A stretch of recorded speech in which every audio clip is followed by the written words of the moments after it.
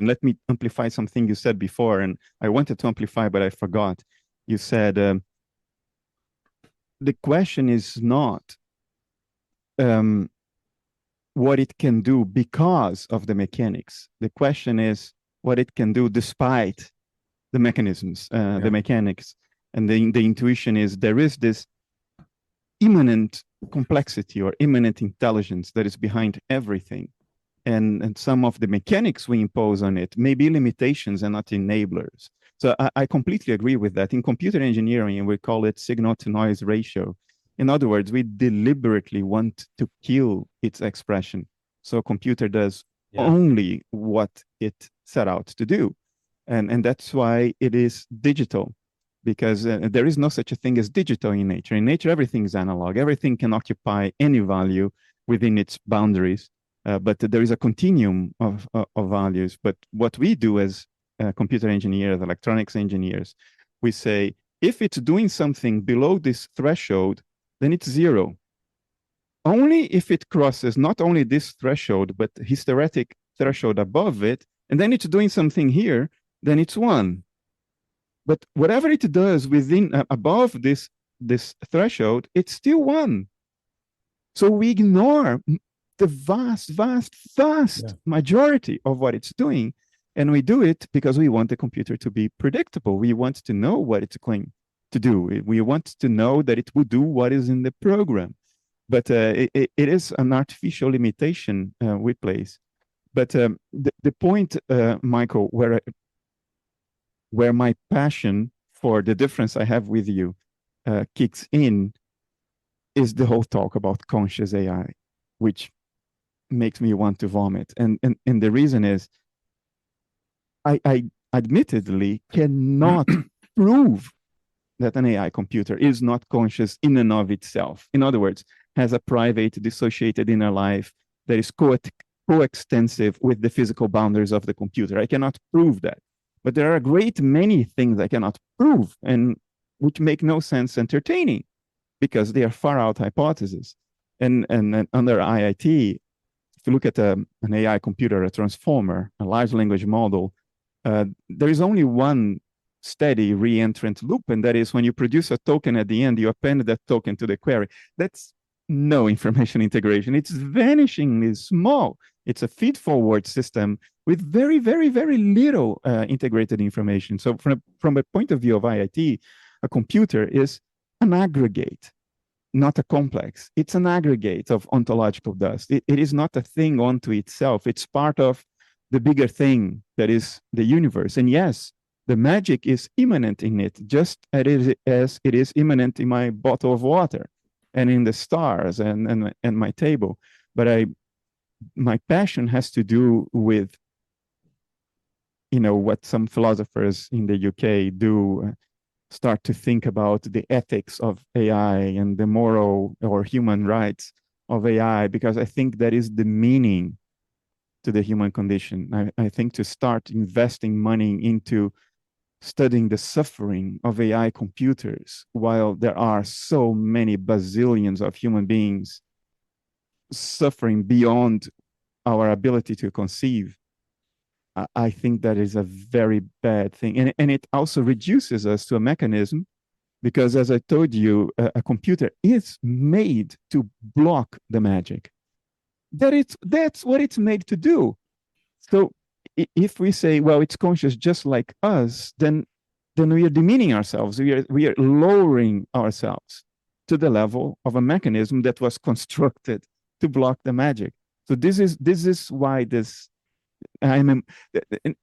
emotions I feel as I'm talking about this to you have moved me to get out of retirement and go back into the fray.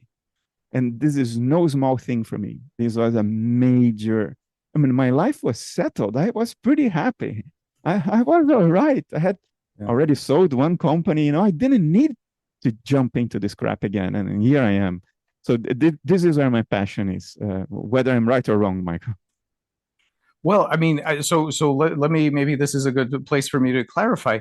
I don't disagree with anything you just said. I don't think that the standard reasons that people use to think about consciousness in language models, for example, what they're normally looking at is the fact that, well, it talks, though it talks like us, and Yeah, it even says it's conscious. Like, we have to take this seriously, right? That is so. So I'm in agreement with you. I think that the talking part is irrelevant. It's a total red herring.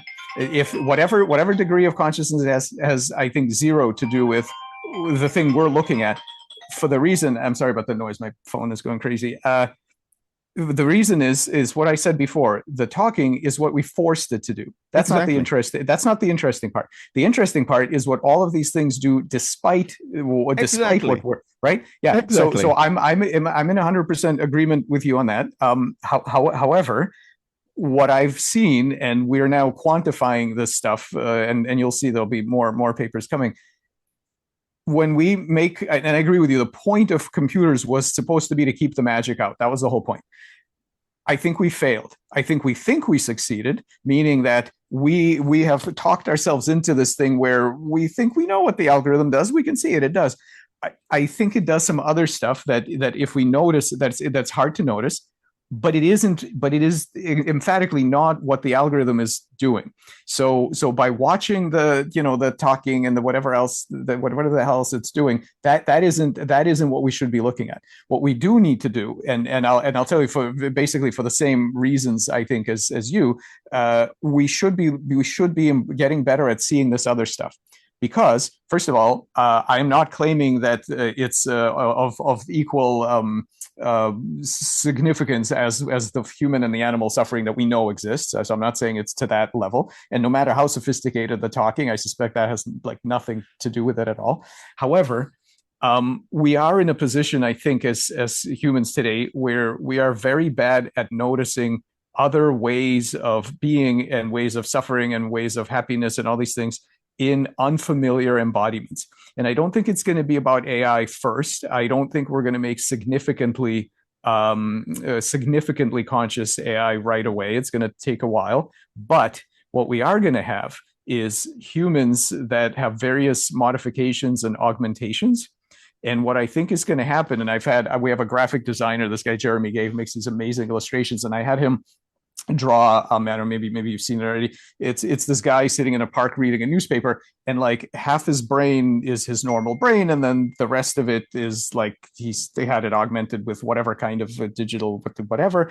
And there's another guy sneaking up behind him with an old like an ancient phrenology device where they used to measure your head. And what he's trying to do is say, is this guy like 51%? Because if he's 51% machine, that's it. No, no good. He's not my friend. He no rights, no nothing. Like, no good. You're a machine. You're not and less than 50. Okay, you're my friend.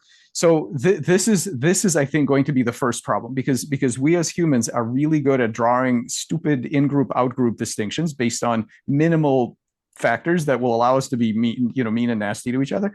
And I think we have to get beyond this simple idea that there are machines and we don't need to worry about them, and then there are humans and animals, which we should, even though we're bad at that too, but we should worry about them.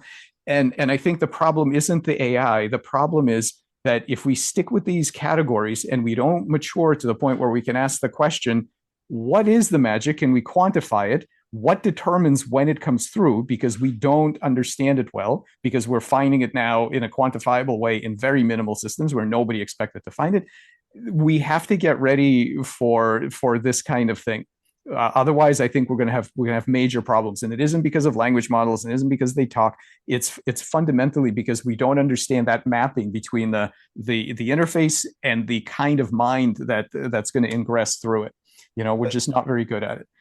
I think the magic percolates through everything. The magic is everywhere to a higher or lesser degree. But the key point to me is, because that's the origin of suffering, is the degree of separation and the scope of our separation. That's why we suffer. If we were the entire universe, we wouldn't mind if this little bit here is hungry, because I am the totality of the universe. So suffering is very highly modulated by where the boundaries are, the dissociative boundaries. So I think the question is, at least to me, is not where is the magic manifesting. It's immanent in everything. It's everywhere. The important question is, does the boundary of subjectivity correlate with the material boundary of the thing we are giving a name to, like a computer? Does the boundary of that computer, is it coextensive with the first person perspective of the boundaries of subjectivity? In other words, is there something it is like to be the computer in and of itself as opposed to the environment it is in? I think that is a very important question, and more important than is the magic there. The magic is it is everywhere. Yeah, I mean, so the interesting thing now is, well, I agree with you. That is the question, and the interesting thing now is that we can move beyond like the more poetic kind of ancient idea that there's magic everywhere and whatever. We can now, at least to some extent, not claiming that we can see all of it, to some extent we can try to characterize which magic in which interface.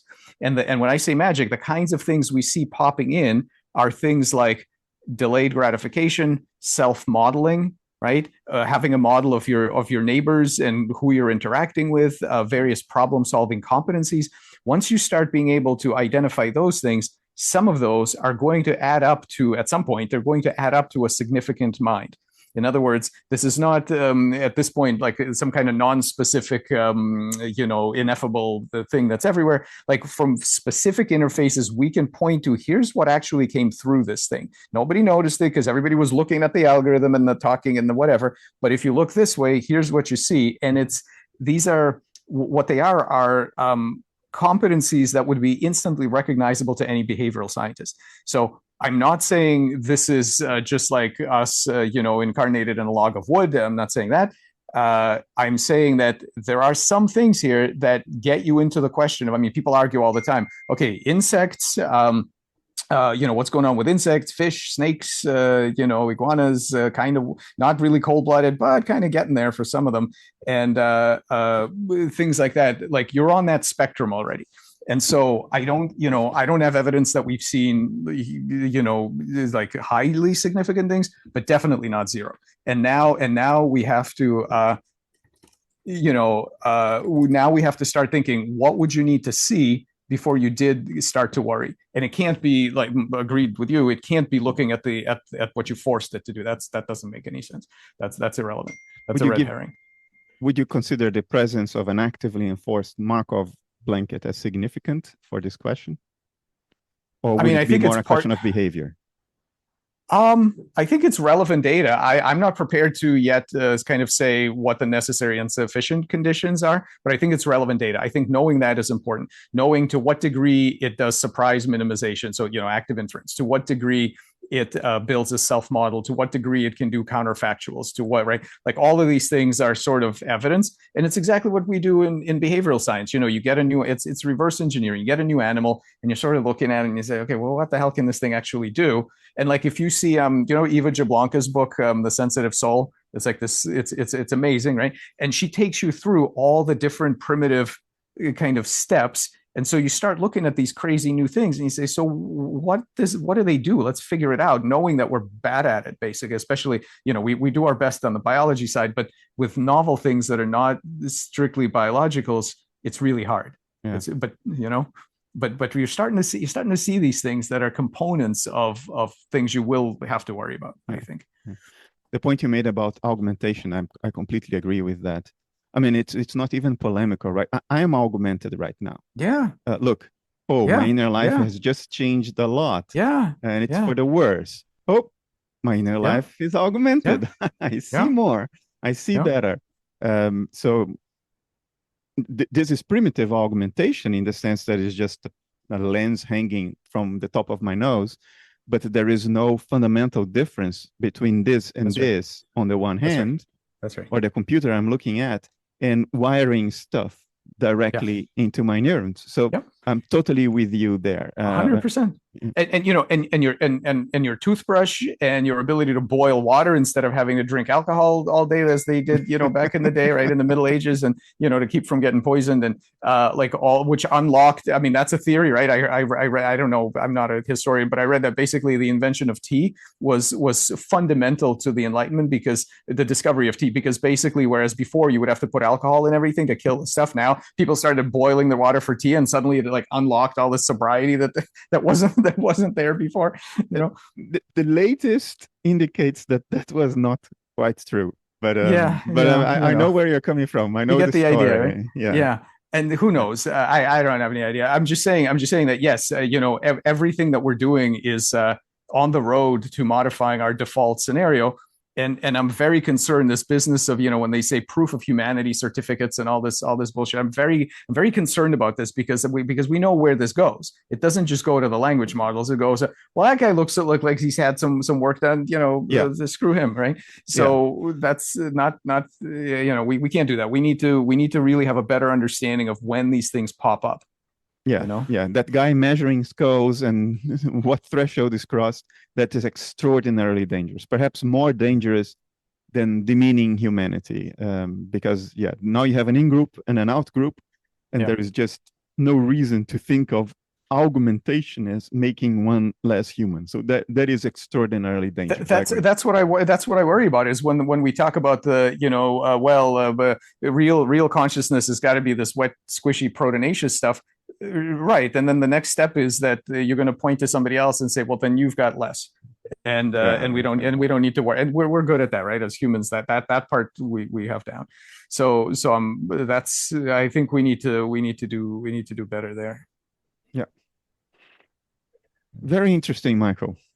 Always with you. A very nice conversation. Likewise. Yeah, thanks, Bernard. Yeah, very good.